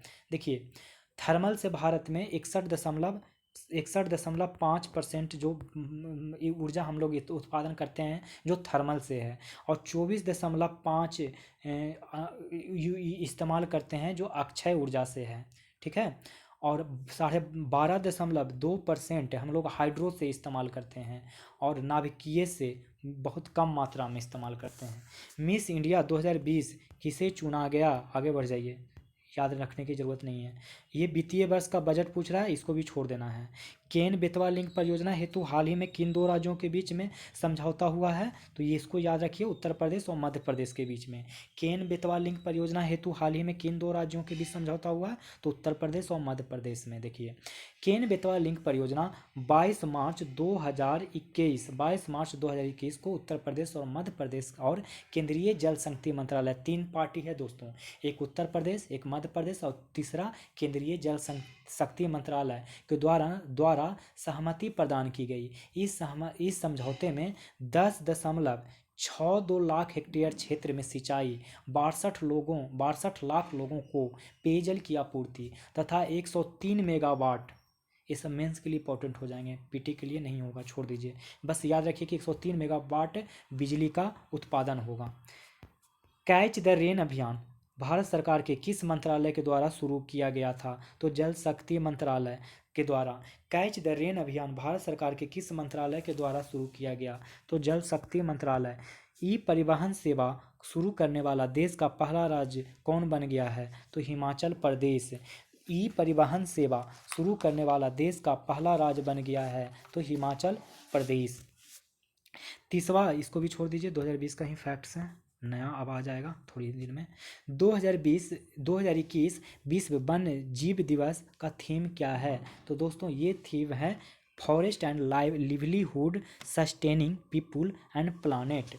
2021 का विश्व वन्य जीव दिवस, तो पहले पता कर लीजिए कि वन्य जीव दिवस कब मनाया जाता है? तो 3 मार्च को मनाया जाता है।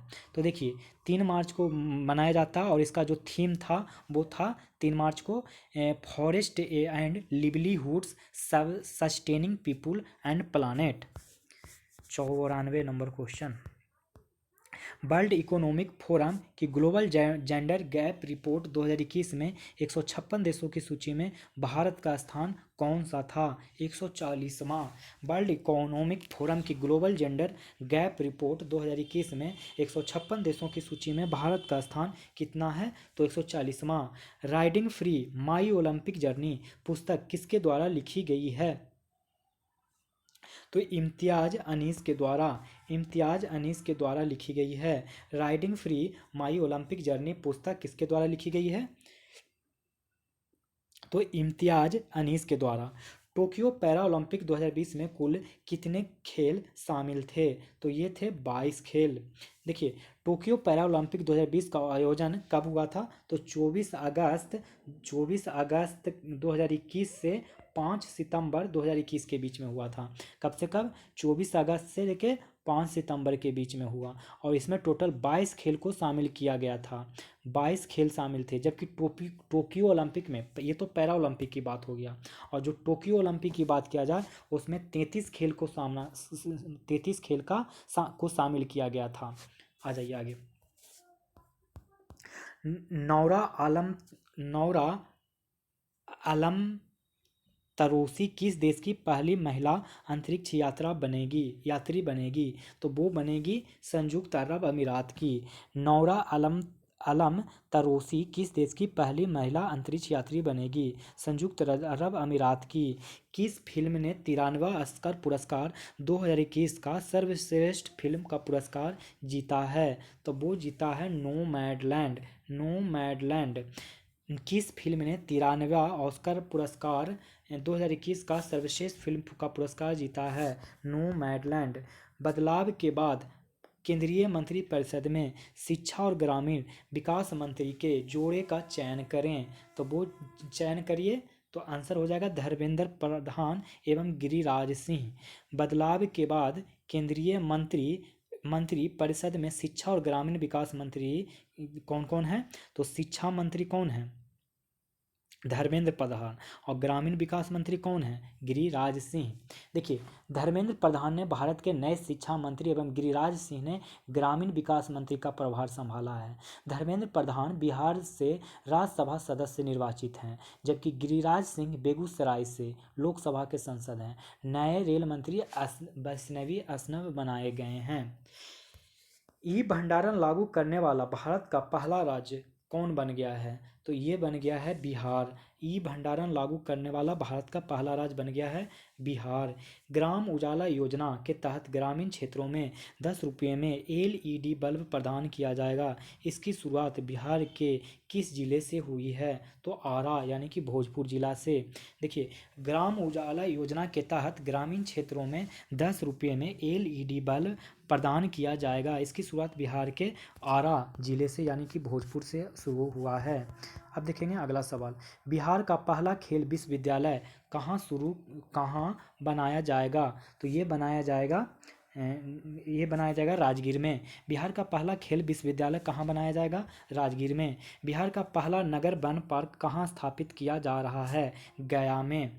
बिहार का पहला नगर वन पार्क कहाँ स्थापित किया जा रहा है? गया में।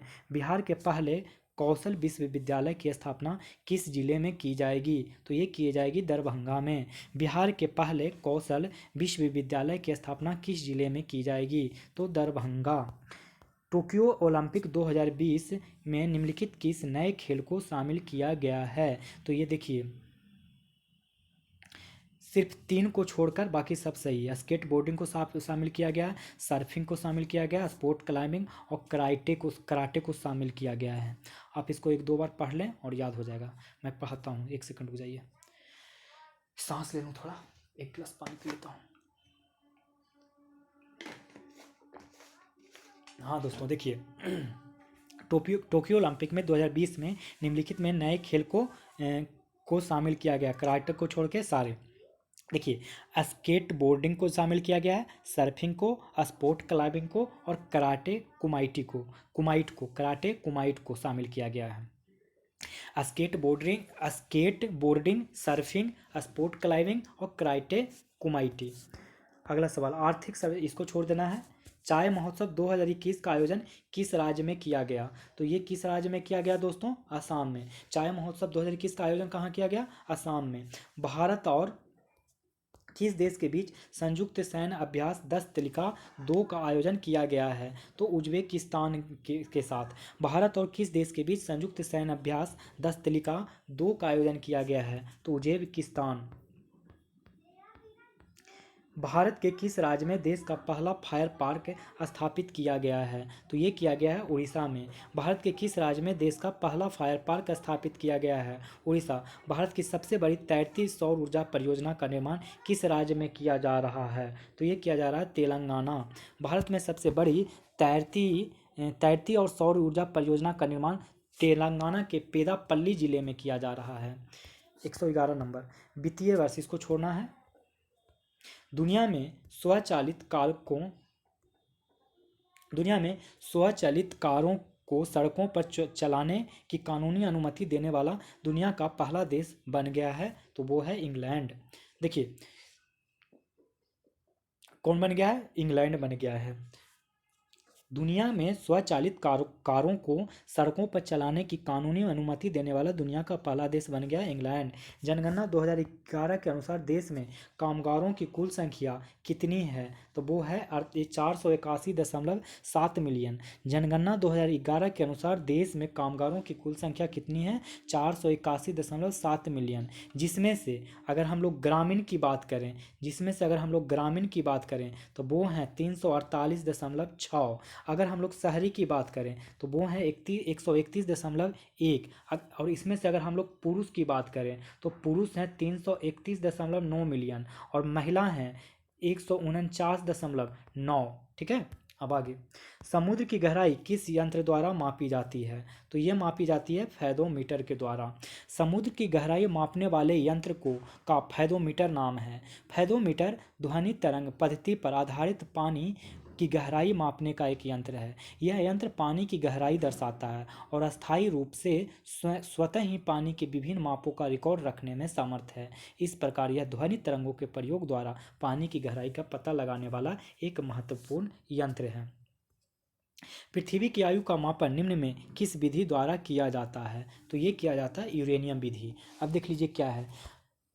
पृथ्वी पुरानी चट्टानों आदि की आयु ज्ञात करने के लिए यूरेनियम डेटिंग विधि का प्रयोग किया जाता है। आपने एक नाम सुने होंगे कार्बन डेटिंग विधि, तो वो है जो कि कार्बनिक पदार्थों की आयु ज्ञात की जाती है। रेडियोधर्मी डेटिंग प्रक्रिया की सहायता से ये जो रेडियो धर्मी डेटिंग देते हैं, इससे हम लोग चट्टानों की आयु का पता लगाते हैं, इससे चट्टानों की आयु पता कराते हैं। यूरेनियम विधि से पृथ्वी और चट्टान, जो बड़े बड़े पुराने चट्टान हैं, उसे यूरेनियम विधि से और पृथ्वी का नापते हैं।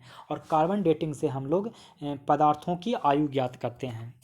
116 नंबर, RH कारक किस जंतु में देखा गया था? तो ये देखा गया था बंदर। आप इसकी कहानी जान लीजिए, 1940 की कहानी है। लैंड स्टीनर और बीनेर ने, रुधिर ने, दो नाम याद रखिए वैज्ञानिक का, एक लैंड स्टीनर और दूसरा बीनर।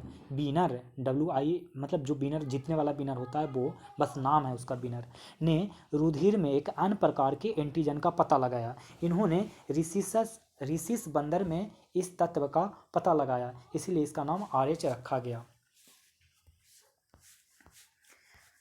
117 नंबर क्वेश्चन, निम्न में से किस जंतु में सर्वाधिक पसलियां होती है? सांप। निम्न में किस जंतु में सर्वाधिक पसलियां होती है? सांप। मस्तिष्क निम्नलिखित में से किसके लिए जिम्मेदार है? तो ये जिम्मेदार है दोस्तों, इनमें से एक्चुअली में इनमें से कोई नहीं हो जाएगा। देखिए क्यों नहीं होगा। मस्तिष्क सोचने, हृदय गति नियंत्रण, शरीर के संतुलन तथा सूंघने के लिए उत्तरदायी है, माने सब चीज़ के लिए उत्तरदायी है। मानव मस्तिष्क ना 3 भाग में विभाजित किया जाता है। एक को बोलते हैं अग्र मस्तिष्क, दूसरे को बोलेंगे मध्य मस्तिष्क और तीसरे को बोलेंगे पश्च मस्तिष्क। अब देखिए, अग्र मस्तिष्क में ये जो अग्र मस्तिष्क होगा उसमें बुद्धि, ज्ञान, चिंतन आदि का केंद्र है। बुद्धि, ज्ञान, चिंतन आदि का केंद्र कौन सा मस्तिष्क है? अग्र मस्तिष्क। मध्य मस्तिष्क में दृष्टि एवं श्रवण का केंद्र है। मध्य मस्तिष्क में किसका केंद्र है दोस्तों? तो दृष्टि एवं श्रवण का। पश्च मस्तिष्क में किसका केंद्र है? तो शरीर का संतुलन, रक्तदाब, हृदय की धड़कन आदि का नियंत्रण करता है। कशेरुक रज्जु में कितनी जोड़ियां तंत्रिका निकलती है? ये तो बहुत ही आसान है, 31 जोड़ियां। कशेरुक रज्जु में से 31 जोड़ियां तंत्रिका निकलती है, जिन्हें स्पाइनल कोड या स्पाइनल तंत्रिकाएं कहती हैं। तंत्रिकाएं हाथ पैरों की पेशियों, त्वचा की पेशियों, श्रवण ज्ञानेंद्रियों आदि को मेरु रज्जु से जोड़ती है। प्रतिवर्ती क्रियाओं को नियंत्रण कहाँ पर होता है? तो ये कशेरुक रज्जु में होता है।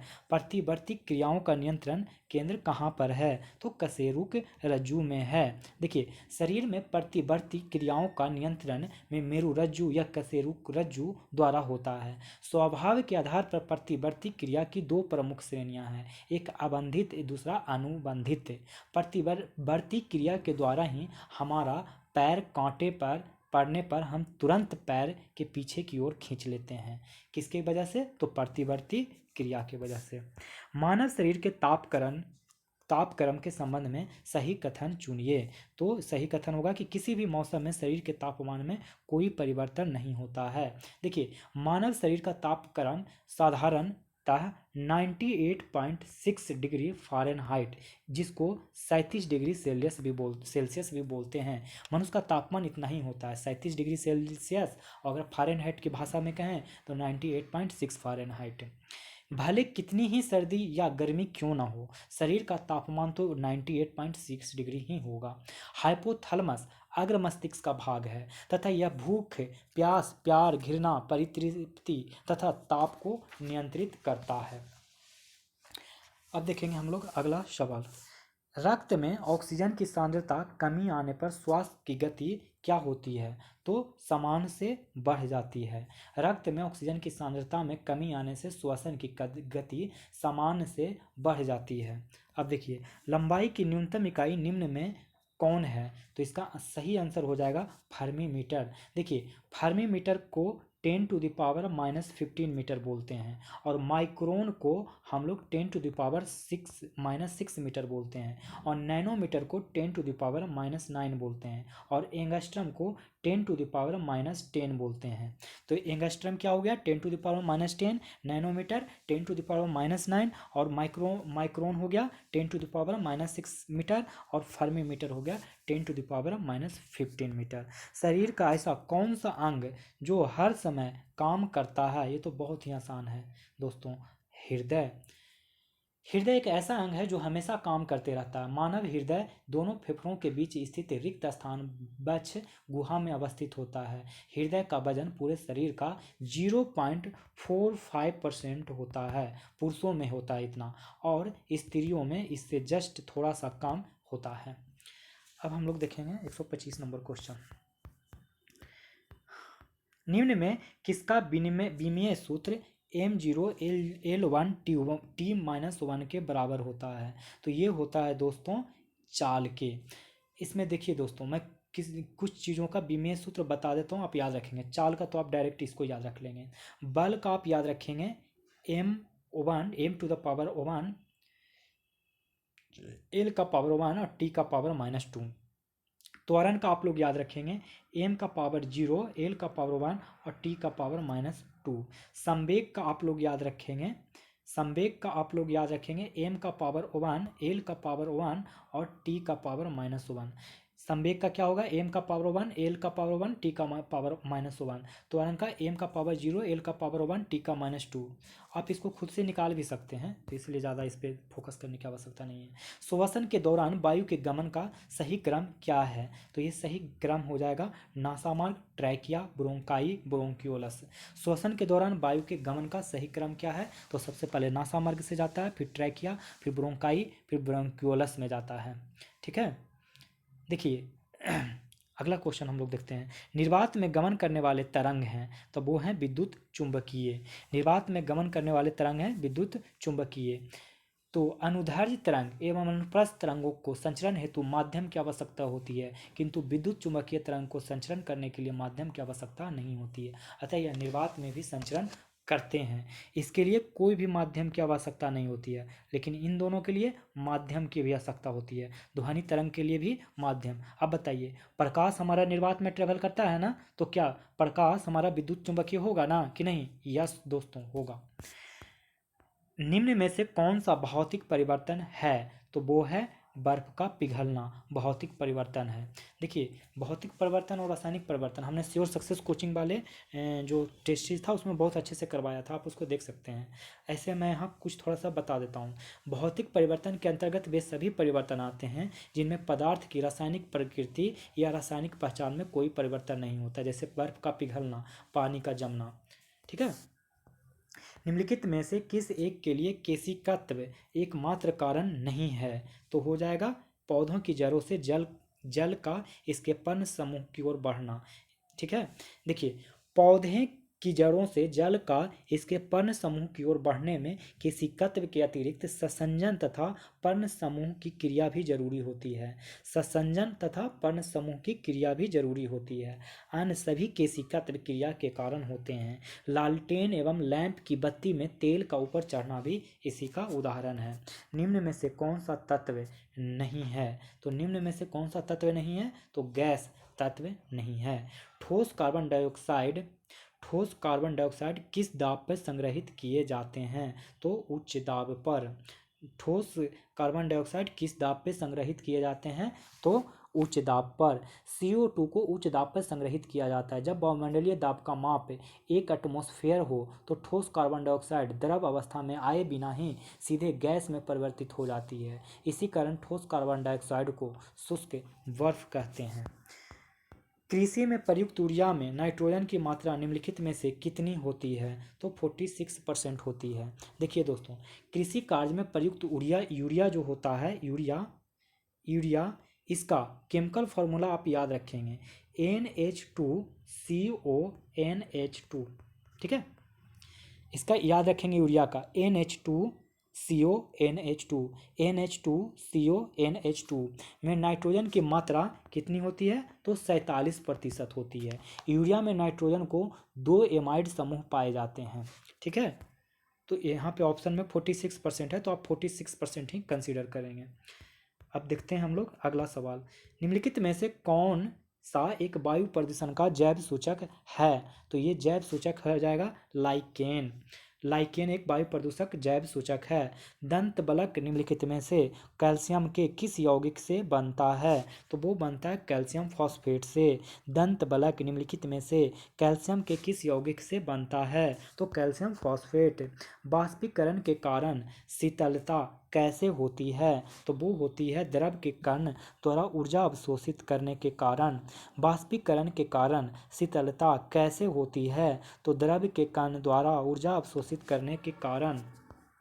किस वैज्ञानिक ने द्रव्यों की विभाज्यता का सिद्धांत सर्वप्रथम प्रस्तुत किया, तो वो प्रस्तुत किया जॉन डाल्टन ने। किस वैज्ञानिक ने द्रव्यों की विभाज्यता का सिद्धांत सर्वप्रथम प्रस्तुत किया, तो जॉन डाल्टन ने। निकट दृष्टि दोष में किस लेंस का उपयोग किया जाता है, अवतल लेंस का। निकट दृष्टि दोष में किस लेंस का प्रयोग किया जाता है, अवतल लेंस का। और दूर दृष्टि दोष में उत्तल लेंस का। दूर में उत्तल लेंस, देखिए दूर एक शब्द दो लेटर से बना हुआ है, इसलिए उत्तल भी देखिए 3, मतलब 2 लेटर, इधर 3 लेटर। इधर देखिए निकट में ये 3 लेटर, और अवतल लेंस में देखिए 4 लेटर, माने 3 4 2 3, ऐसे आप याद रखेंगे 2 3 और 3 4। दूर दृष्टि के लिए कौन सा लेंस, उत्तल लेंस। निकट के लिए अवतल लेंस। आयु में वृद्धि के साथ मानव में जरा दृष्टि दोष आ जाता है। जैसे जैसे आप बूढ़ा होते जाइएगा ना, तो जरा दृष्टि दोष आ जाएगा। इस दोष के निवारण हेतु समानता उत्तल और अवतल दोनों लेंस का प्रयोग किया जाता है, जिसमें निचला भाग उत्तल लेंस और ऊपरी भाग अवतल लेंस होता है। जब आप लोग को जरा दृष्टि हो जाएगा, जब आप लोगों को जरा दृष्टि आ जाएगा, तो जो नीचे वाला हिस्सा होगा, दोनों लेंस का पहले ही इस्तेमाल किया जाएगा, तो दोनों लेंस में जो नीचे वाला होगा वो उत्तल होगा और ऊपर वाला अवतल होगा, ठीक है। ऊपर वाला अवतल, नीचे वाला उत्तल हो जाएगा। अब देखिए 138 नंबर क्वेश्चन। मैग्नीशियम क्लोराइड का रासायनिक सूत्र निम्न में से क्या है, तो MgCl2। मैग्नीशियम क्लोराइड का रासायनिक सूत्र क्या ना है, MgCl2। सौर विकिरण निम्नलिखित में किस रेंज में दिखाता है, तो वो दिखाता है 400 से 780 नैनोमीटर। सौर विकिरण जो है 400 से 700 नैनोमीटर प्रकाश दिखाता है। पीला रंग का तरंग दैर्ध्य इसके मध्य में होता है, अतः पीला रंग देखने में आसानी होता है। त्वरित चालक का आविष्कार किसने किया था, त्वरित चालक का आविष्कार बेंजामिन फ्रैंकलिन ने किया था। और एडिसन ने वाष्प इंजन का आविष्कार किया था। एडिसन ने क्या किया था, वाष्प इंजन का आविष्कार। वोल्टा ने विद्युत धारा के आविष्कार में जो है वोल्टा विद्युत धारा के आविष्कार में महत्वपूर्ण भूमिका निभाया था। बेंजामिन फ्रैंकलिन त्वरित चालक का आविष्कार किया था। तो इस तरीके से दोस्तों एडिटोरिया का ये प्रैक्टिस सेट 2 का हमने 1 से 140 तक करवा दिया। अब यहाँ से मैथ के क्वेश्चन हैं, तो ये सारे मैथ के क्वेश्चन को आप बना के इसके आंसर मुझे कमेंट बॉक्स में भेजेंगे। तो आप लोग अच्छे से पढ़ते रहिए और 67 और CDPO की तैयारी आप लोग अच्छे से करते रहिए और ये सब क्वेश्चन बनाइए। तो आप लोग से विदा लेते हैं। अब आपको मिलते हैं आप अगले सेट में। तब तक के लिए आप लोग अपना चरित्र इस प्रकार बनाएं कि इस महिलाएं आपके होने से सुरक्षित महसूस करें। धन्यवाद।